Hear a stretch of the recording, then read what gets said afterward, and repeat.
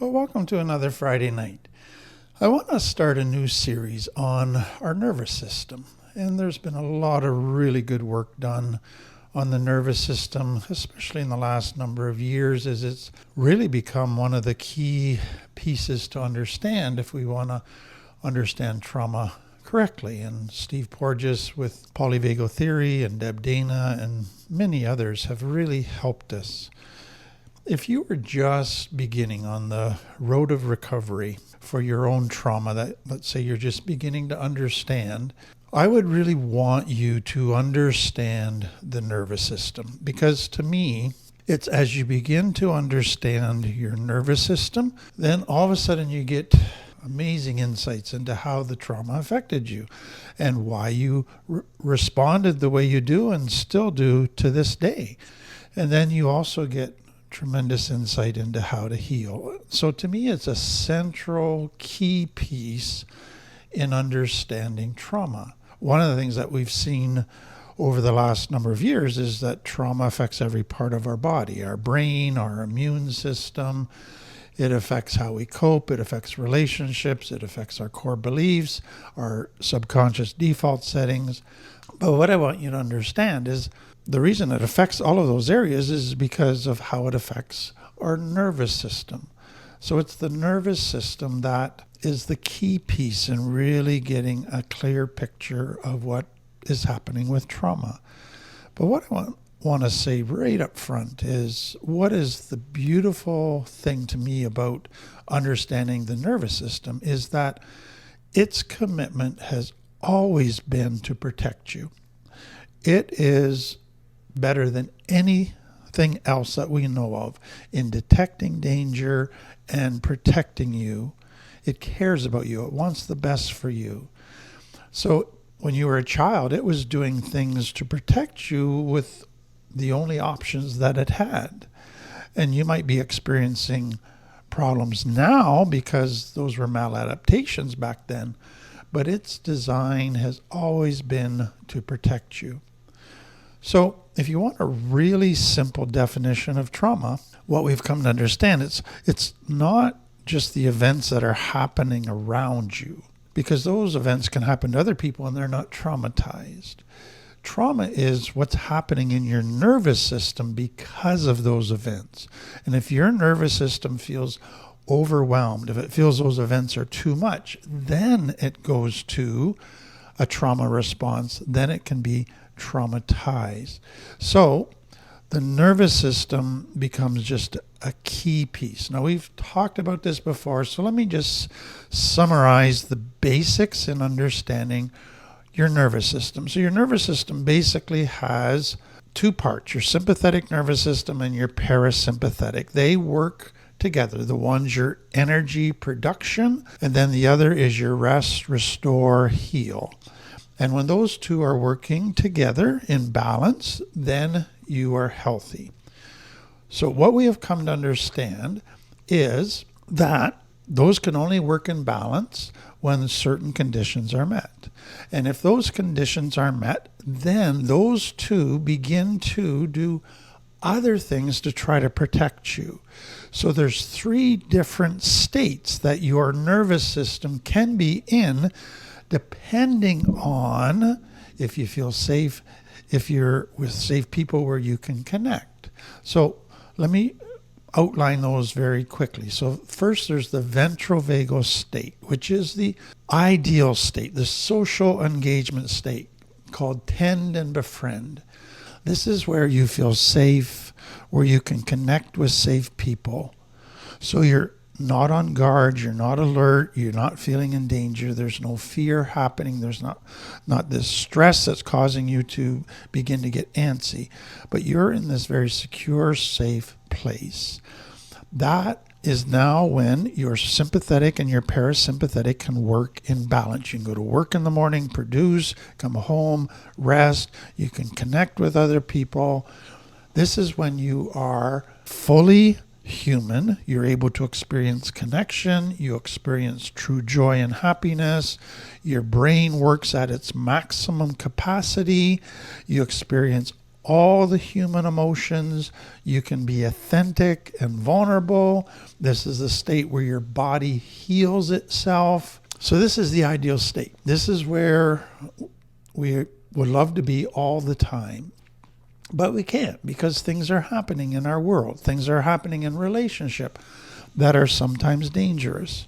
So one thing I need to just make clear before we move on is a lot of people, I think, misunderstand this ventral vagal state, and they think when they're in this state that they're going to be kind of in a Zen state all the time. They're always going to be happy. They're always going to be content. And what I want you to see there is what you're thinking, your misconception is that in this ventral vagal state, you're only going to experience one emotion, a positive emotion. But in your ventral vagal state, you're able to experience all the emotions. You just are managing them well. You're able to be fully human, and you're able to express your needs. It's not just being kind of in this Zen state where you're in la-la land. So the question then becomes, if you're not with safe people where you're feeling connected, so if you're feeling stress build, if you're feeling fear or danger build, what then does the nervous system do? And this is where Deb Dana has produced the ladder of ascent. So what begins to happen as you get past a window of tolerance of some of these uncomfortable emotions, stress, fear, you get to a point where you go, oh, we're in trouble, I can't take it anymore. Then you go to your next state, which is your sympathetic nervous system takes over 100%. And now you go into fight or flight. And at that moment, your brain releases cortisol, adrenaline to give you extra energy to fight or flight. It gives you a turbo boost of energy so you can fight harder, run faster, get yourself to safety somehow in your external world, either by defeating the enemy or escaping the enemy. So in that time when cortisol and adrenaline take over, extra blood goes to all of your muscles. Sugar is infused into the blood to give you extra energy in all of your muscles and into the extremities. Your heart and blood pressure increase. Your breathing increases. Your salivation, digestion, and immune system decrease, because you don't have time for that right now. You need to fight or flight. So what I want you to see is when you go into this state, it's designed to be kind of a short-term thing, but secondly, you go into you're more reptilian than human. You shut down emotions, you shut down some functions, you're not able to connect or experience joy or even use all of your brain because you're now in survival mode. You're not in connect, joy mode, you're in survival mode. But then the question is, okay, what happens if you can't fight or flight? Maybe you're a child that's too little to fight or flight. So you go up the ladder to the next thing, and now your dorsal vagal state, your parasympathetic nervous system takes over 100%. So instead of giving you extra energy to fight or flight, now it begins to freeze. You begin to shut down. So the brain now releases natural opioids into the system. And this is to allow you to experience two things. Number one, you don't feel pain if you get hurt. And secondly, you retreat into an internal world that feels safe. So you can't escape in the external world, so you retreat into an internal world. So blood now moves from the extremities to around your heart. Your blood pressure and your breathing decrease. Your heart rate decreases. And your body is preparing to be hurt or cut. So if I get cut, I won't bleed as much because all the blood is around my heart. And again, you are now in a reptilian state. So many people in this state, they feel shut down, they feel zombie-ish, they feel catatonic. They go into this very safe, warm fantasy land. All of that can happen in this state. So there's one other response, which we've talked about, the fawn response. So what happens if you can't fight or flight? You freeze, but you still need the people that are hurting you to meet your needs because you're too little to meet your own needs. So now you have this hybrid between your sympathetic and your parasympathetic state. You're shut down to protect yourself, so you're in your dorsal vagal system, so you're not connecting, you're withdrawing, but yet you still need them to meet your needs. So you have to fawn, you have to please them, you have to look like you're socially engaging with them, you have to be alert to their needs, to their wishes, to their moods. So you got to be in your sympathetic and parasympathetic. You got to be in your dorsal, vagal, and your sympathetic at the same time. And do a dance to try to stay safe but get your needs met. So that's your nervous system working to protect you. And it's all tied into stress and danger as to what state you go in. It all's tied in, therefore, into safe people that you can connect with. That is just massive to understand. So the next thing to me that is so important to understand with all of this is, how does your nervous system detect? How does it gather information? And so there's really three ways. So one, it looks outward, perception. So it uses the five senses to pick up what's happening in its external environment. Then it looks inward, interoception, to detect what is happening in the body, to see if there's pain, if there's something that doesn't feel right in the body. And then third, it's neuroception, which is my nervous system detects the state of your nervous system. So we call it intuition, our gut. But I pick up what state your nervous system in. Are you in your sympathetic state? Are you in your dorsal vagal state? Are you in your ventral state?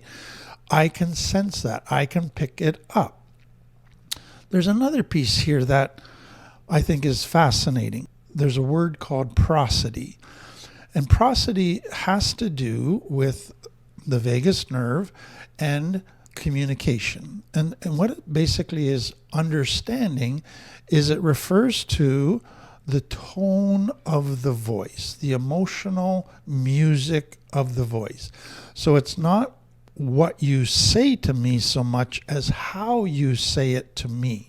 So the nervous system listens to the tone of your voice, the rhythm of your voice, the pitch of your voice, the pace of your actual words, and then your body language to decide if you are safe. They have found that your vagus nerve, so when you're in your ventral vagal system, your vagus nerve is connected to the muscles in your face, in your eyes, in your middle ear, in your voice, in your head movement, and your listening. So sometimes when you notice somebody who's in their ventral vagal system, they tilt their head a little bit.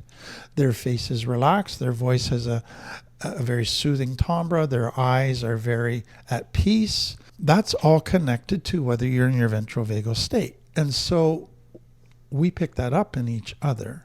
And the vagus nerve actually causes us to pick up human frequencies more than background noise. It allows us to detect emotions within the voice and what facial expressions are saying. And so that's why conversation is like a nervous system dance, because I'm responding not just to what you say, but to all the other things that make up how you say it. And then that's affecting how I respond. So it goes way beyond words. So let me give you an example. If I say, come here. So I can say, come here. And that is gentle. There's a rising tone. There's a warmth to it. You feel safe. If I say, come here, that's flat. That's monotone. It feels distant, maybe a bit threatening, maybe uninterested. If I say, come here, that's loud, that's sharp, that's fast. You detect anger. If I say, come here, that's slow, low, threatening. If I say, come here, that's playful, that's safe.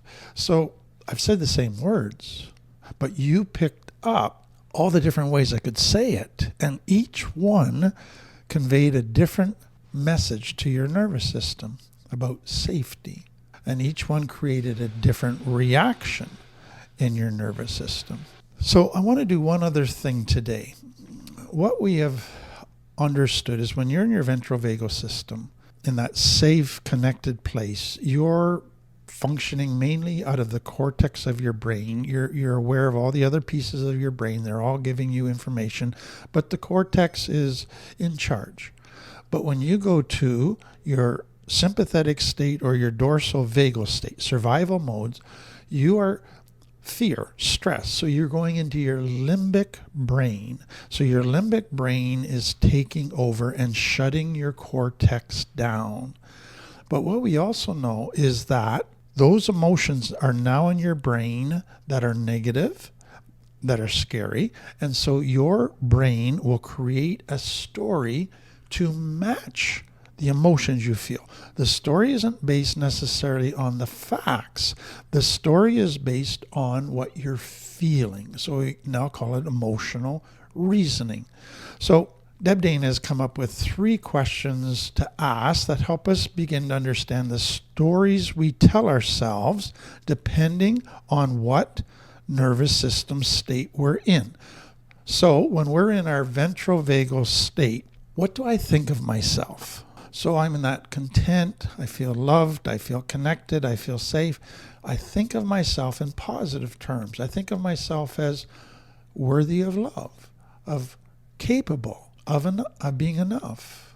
How do I think of others? I think of others as safe, people I can connect with, people who are loving, people who are helpful, people who I can trust, people who accept me. It's positive. How do I think about the world?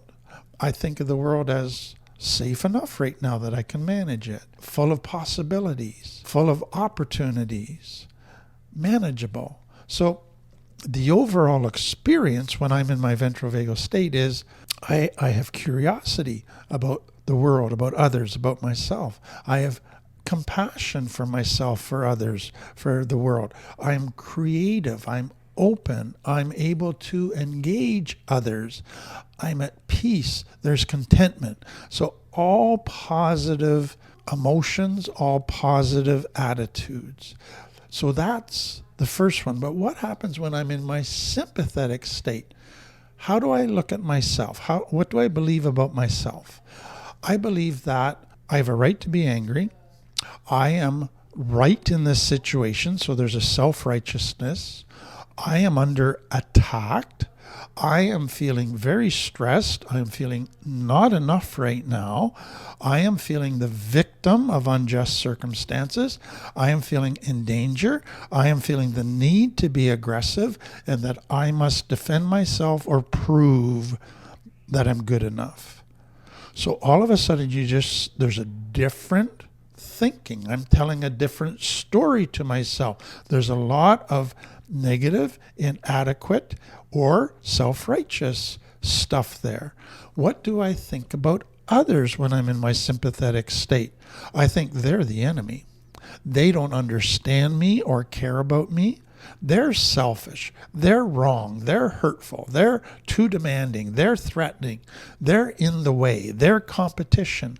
So my thinking of others now turns negative, and I can just find 100 different negative things to say about them, to malign them with. What do I think about the world when I'm in my sympathetic state, fight or flight? The world is not safe. I feel the world is cruel. The world is dangerous.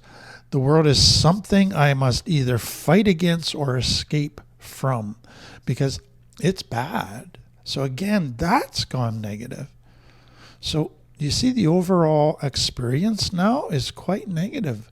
I'm not at peace now. There's anxiety, there's anger, there's a sense of urgency and hypervigilance. I react quite quickly. There's a self-righteousness that causes me to look down on everybody. Very different, the stories that I tell myself. But what happens if I go to the next stage and I have to go to freeze? I have to shut down. I have to dissociate. What do I believe about myself? I'm helpless. I'm hopeless. I'm worthless. I'm invisible. I'm broken. All negative. What do I believe about others? They don't care. They're not available. They're cruel. They're too hard to reach. All negative. What I believe about the world? It's empty, unsafe, it's pointless, it's hopeless. All negative. So the overall, again, is when you go to the freeze state, to the dorsal vagal, the messages you tell yourself are all negative. There's now a numbness, there's a depression, there's a withdrawal, there's an exhaustion, there's a disconnection that is taking place inside of you. So I hope you begin to see is when I am in my ventral vagal system, in that good place, I can see life quite accurately. But when I'm in my sympathetic or dorsal vagal, I'm in survival mode, all of a sudden the story starts to get distorted to fit the emotions that I'm feeling. And it's always a negative. It always has me as a victim. So that's just an introduction to your nervous system. I hope that just makes a whole lot of things begin to make sense.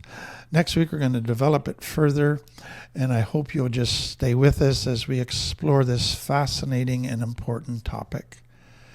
If this was helpful to you, please like, subscribe, share, make a comment. We really appreciate it. Thank you.